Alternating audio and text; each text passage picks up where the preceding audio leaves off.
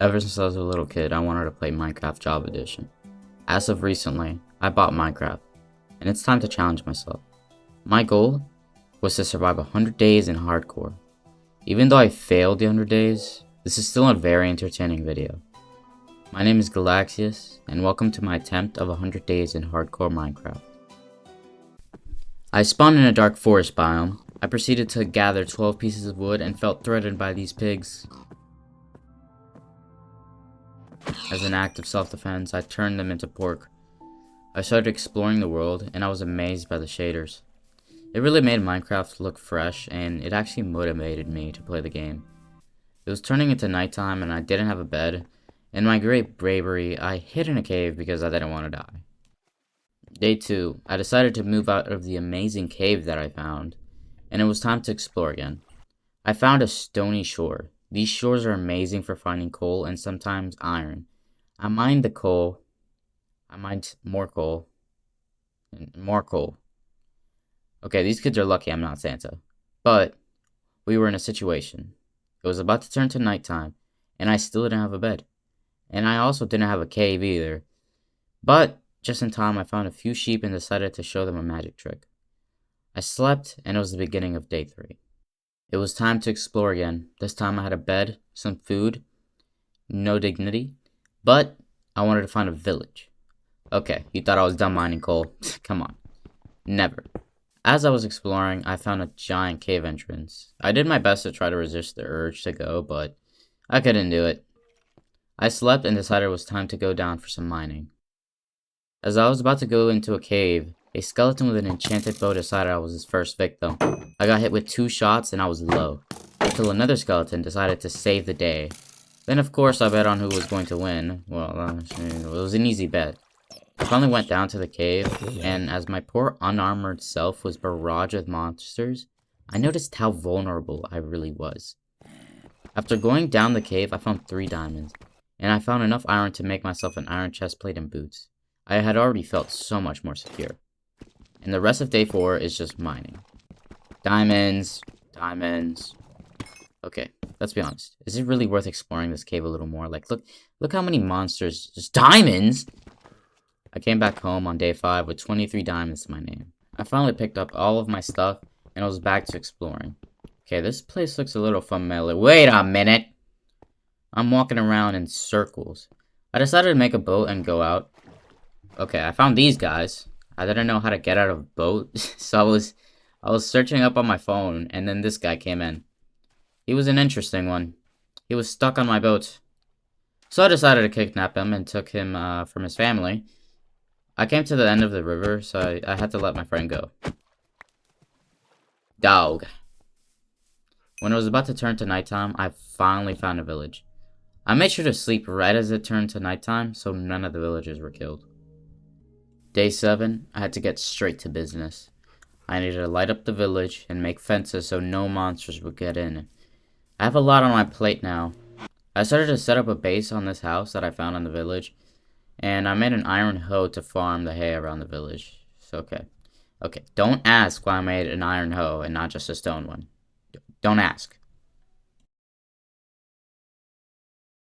Day 8, I used the saplings I had collected while exploring to start a tree farm. I then proceeded to kidnap a few animals and breed them. There's no escape for you. You're in here for the rest of your life. For the end of day 8, I spent it farming wood for the fence I was going to build on day 9. It's day 9, and for the next 3 days, this is what my recording looks like. So I'm just going to summarize everything. I built fences, more fences, sheep and chicken farm, and I lit up the village. Day 12, I did not really know what to do, so I decided to explore the cave that was near the village. I was trying to find some diamonds, and I also needed obsidian for an enchantment table. Day 13, I'm still in the mines, and what do we have here? A zombie spawner. All I have to do is mine down and make the zombie XP farm. Day 14, all I do is breed all the animals and expand the tree farm. That I still haven't used. Day 15 is when I started getting all the materials for my villager breeder. I got it right before the daytime came, so I just went to sleep. Day 16, it was time to start on the villager breeder. I was just chilling following the tutorial. This is just a decent villager breeder I'm going to use to mainly get librarians. On day 17, I had to make beds because if I didn't, the villager breeder would not work. I also made a sugarcane farm so I can get stacks of paper to make books or sell for emeralds. Day 18, I started construction on a fishing place. When I used to fish in Bedrock, it did not take this long to fish, but it takes ages now. Maybe they nerfed fishing for the 100th time. Day 19, I wanted to keep on fishing, so I did just that. I got nothing good most of the day until I got this, and this is going to be very useful. Day 20, I kept on fishing, but I went back home and checked on the villager breeder. It's not working. Day 21, I give the villagers bread to see if they will breed. I don't understand why they're not breeding. I decided it might be because there aren't enough beds. So, I decided to finally put the tree farm to good use, collected some wood and wool. The villager breeder finally started working, and they got busy. I spent day 22 trying to make the lecterns and set up for the trading cells. I said trading cells for a reason. These kids have been griefing me from the beginning. I'm gonna make sure they live the rest of their lives in that box, waiting for me to buy a book from them. Day 24, I finally got mending.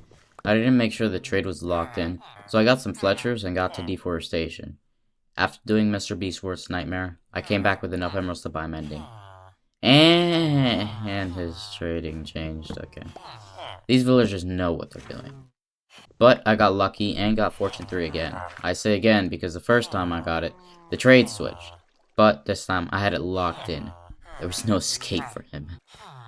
Anyways, now that I had a third villager, I wanted to get some trades for him. But he was not getting me what I wanted.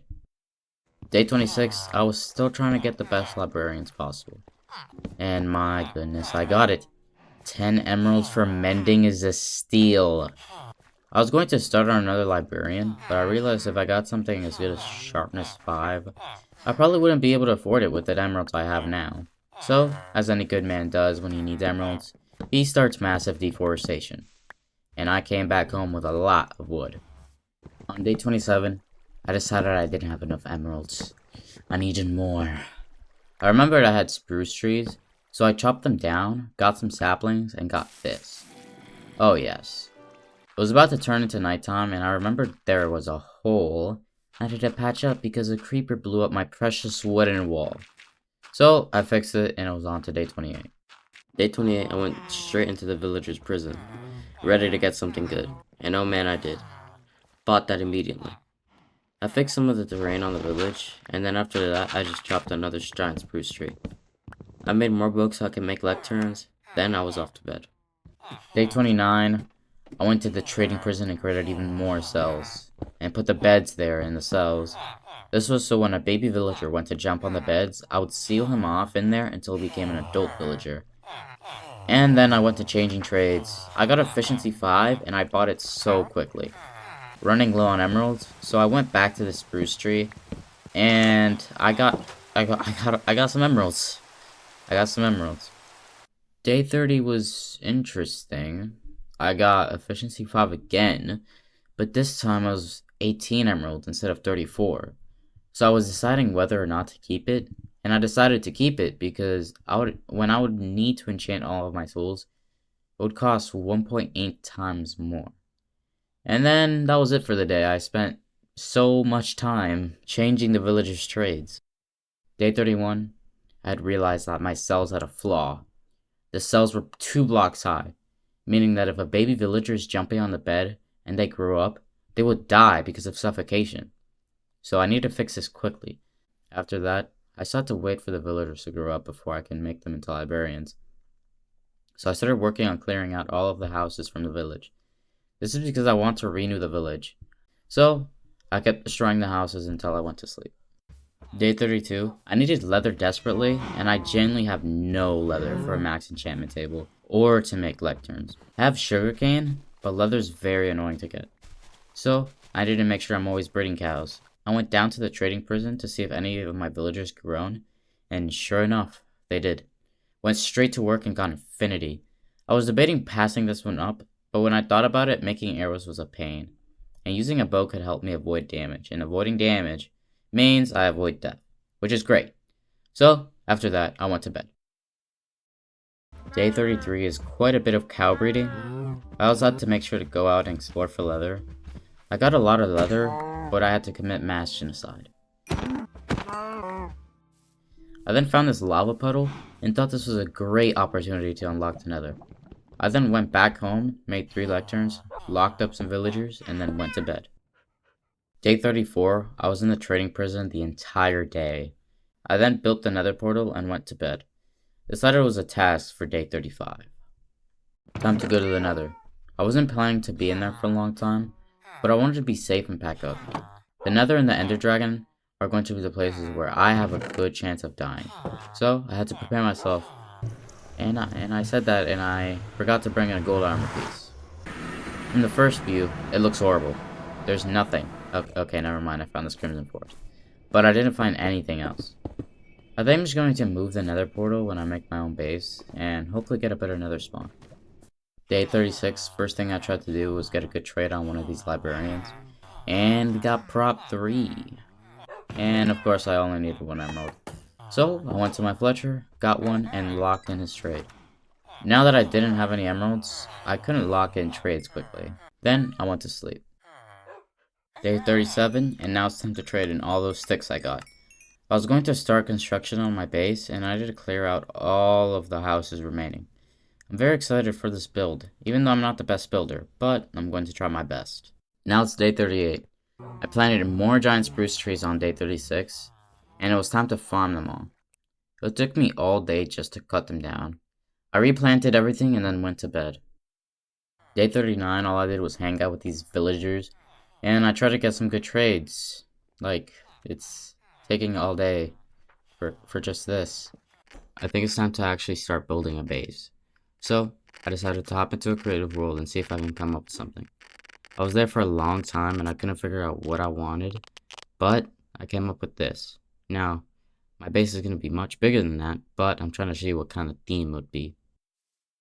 On day 40, it's time to farm all of the materials, and there's a lot to farm. I'm going to need cobblestone for the roof's frame, oak logs, oak planks, spruce, which should be easy, but most importantly, I'm going to need a lot of cobblestone and oak. I noticed I had a lot of materials that I needed for my build because I had destroyed the houses. I didn't really plan exactly where I was going to build the house, but I found a pretty decent spot. The only thing is that I would need to terraform it, so that's what I'm doing here.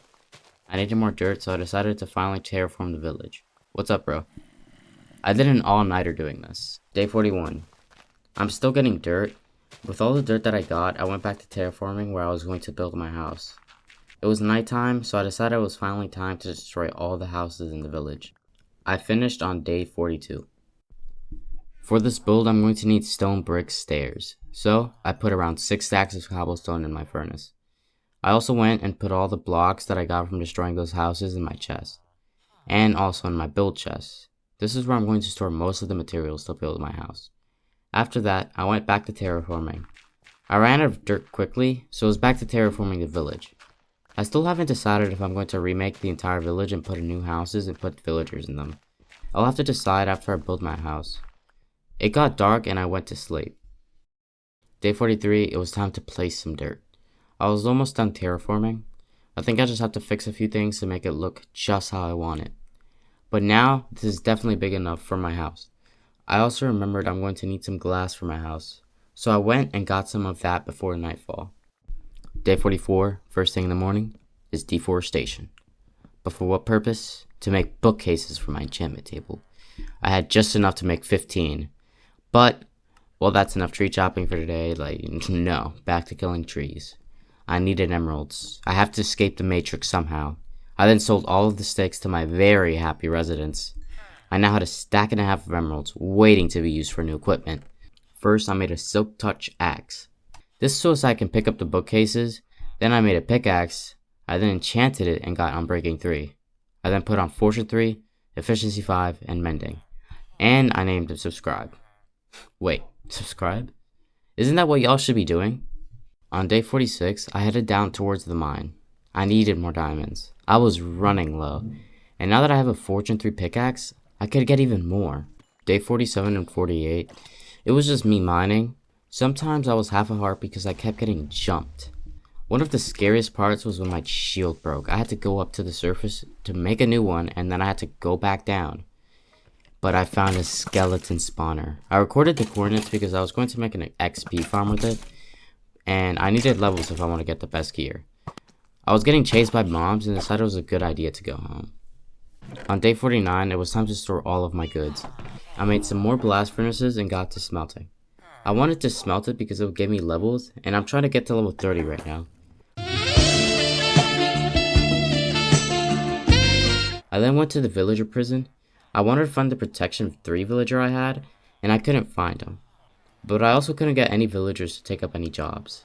I decided to kill a lot of the villagers that were just roaming around. They were taking the jobs on lecterns I didn't even know about. Day 50, I was still down in the cells killing villagers, and I finally got one villager to start changing trades. I got sweeping edge 3 and decided that I should keep it, even though I actually don't even know what it does. I just thought it was a good idea to keep it, so I did. When I got up, it was already about to be nightfall, so I just waited and went to sleep. Day 51, I was level 30. So, I can finally use the enchantment table. But when I made another sword and put it into the enchantment table, it didn't change the enchantments. I didn't know they didn't change that on Java. So, I just got the worst enchantment, disenchanted it, and then tried again. I only got sharpness 3, which is pretty depressing, and at that point, I just decided to enchant it with the books. Turns out, I needed to level up even more. I went to get some quartz in the nether, but I got sidetracked by trading with a piglin. I wanted to trade with a piglin because I wanted the important stuff they give, such as ender pearls and fire resistance potions. This was extremely important because if I wanted to make sure I don't die in the nether, I would need to bring some fire resistance potions. Day 52, I was still trading with piglins. I was watching some TikTok while we were trading, and in the end I got 3 fire resistance potions and 5 ender pearls. This is a win since I gave him a stack of gold. I might just have dreams levels of luck, and I still needed to get level 20 to enchant my sword. So now I was just exploring this horrible nether spawn, and I got to level 20 and went back home. I got home and the first thing I did was enchant my sword. After that, I had gotten some of the leather from trading, so I went to my very tiny sugarcane farm and made some paper. Day 53 through 65 was me building my house. I wanted to make a good sized house where I can store everything I need, but it's also not too big. I'm not the best builder, so I don't know if I should make a bigger house if this series continues. But, I have to say, building this was pretty fun. It also took me a pretty long time. 12 days to build it. I'm only some days away from reaching 100, so after building the house, I'm going to have to grind and get a lot of stuff to prepare for the Ender Dragon fight. I'll say that the house turned out pretty good. Bruh. Probably the best build I've ever done. You're just a fake. Nah, bruh. Yes, you are. You I've been Indian. had this, bro. You It- just not realized this? I know, but I just got pissed off about it right now. You stupid Nick. Day 66, since the house was finally finished, I decided it was time to destroy the final house of the village. I also remembered that I didn't turn off the villager breeder, and man, this is a mess. I'm going to have to murder all of these villagers. I made sure to turn off the villager breeder and break all of these beds that I gave the villagers. I really don't know why I gave them beds. It was day 67 and I needed to start on the Ender Dragon grind now. My goals were to get prop 3 armor, unbreaking 3 armor. I needed golden apples, extra ender pearls for movement, and other things along the way. But most of those things require experience. And you know what I don't have? Experience. What's one of the best ways to get it? A gold farm. Okay, but I think that's too far out of our reach, but...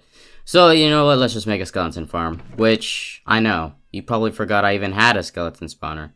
Don't worry, I did too. I started by gathering all the materials I would use for the skeleton farm.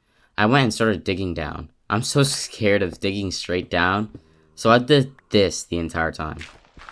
I then diligently followed the tutorial. It was actually so easy and quick to make. I then tested it out, and my gosh, it is good. Day 68. After I finished the skeleton farm, I needed a way to get back up, so I started building a stairway up. I didn't want to take the stairway down, so I did make a hole to fall on some water to catch me. Day 69. What I like about the skeleton farm is that it drops bows.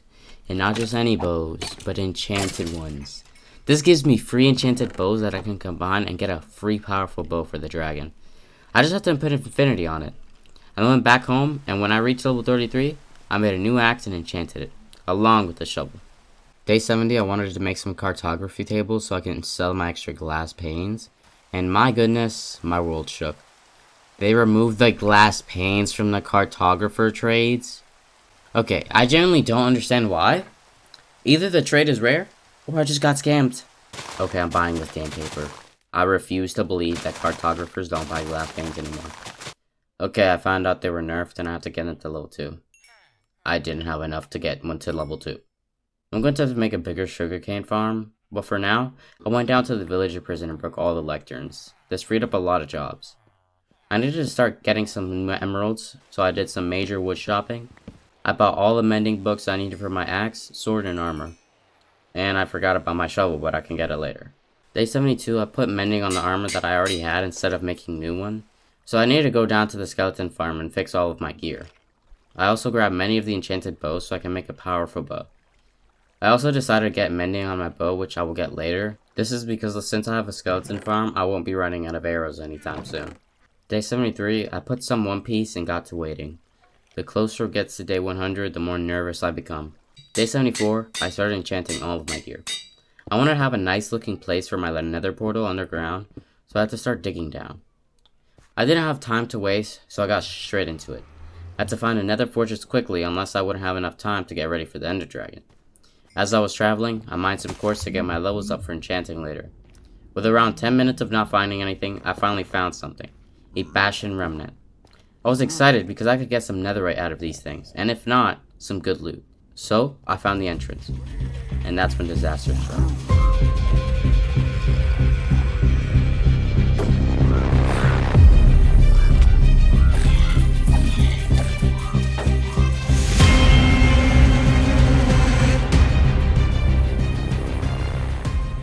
For the record, I had full protection 3 armor. I felt a lot of emotions in that one moment. Anger, sadness, confusion, and disappointment. But I think this is the beauty of Minecraft. How just one world can change how you feel. How you have connected your emotions and thoughts into the world. And maybe the lesson here is that we should cherish the moments we have had. I enjoyed building my house. I loved the process of building it and the end result. The most important lesson we can take, though, is that we should learn from our mistakes. Just because we are strong doesn't mean we can't be beaten. I hope you enjoyed the video. If you want me to make a new hardcore series, comment it down below. Thanks for coming with me in this journey. It was fun.